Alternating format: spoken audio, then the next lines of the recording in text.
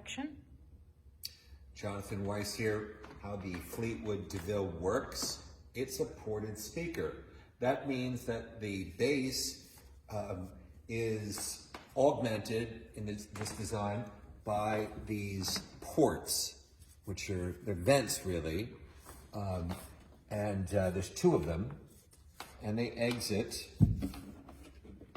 from the bottom of the speaker, which is why, if you're not using the stands, we provide this spacer so that you can put the speaker on a table, for example, or another surface, and the sound comes out of the ports.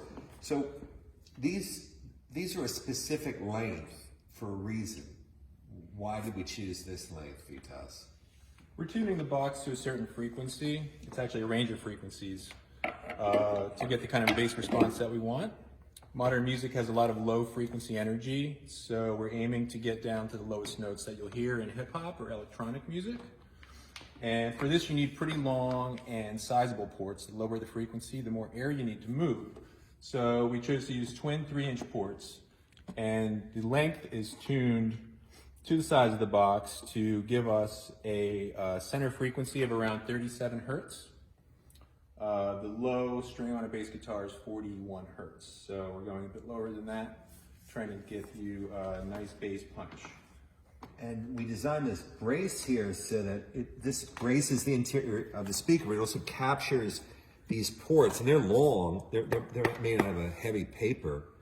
Why are they terminating here in the middle, Vitas?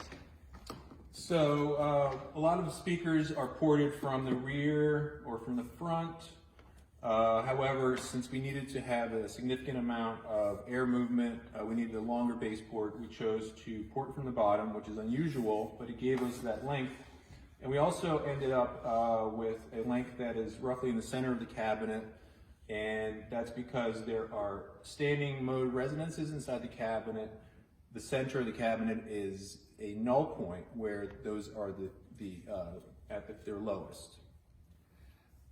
Why don't we talk a little bit about how these ports work, right? Because this could just be a sealed box. True. If it was a sealed box, it wouldn't go as low, right?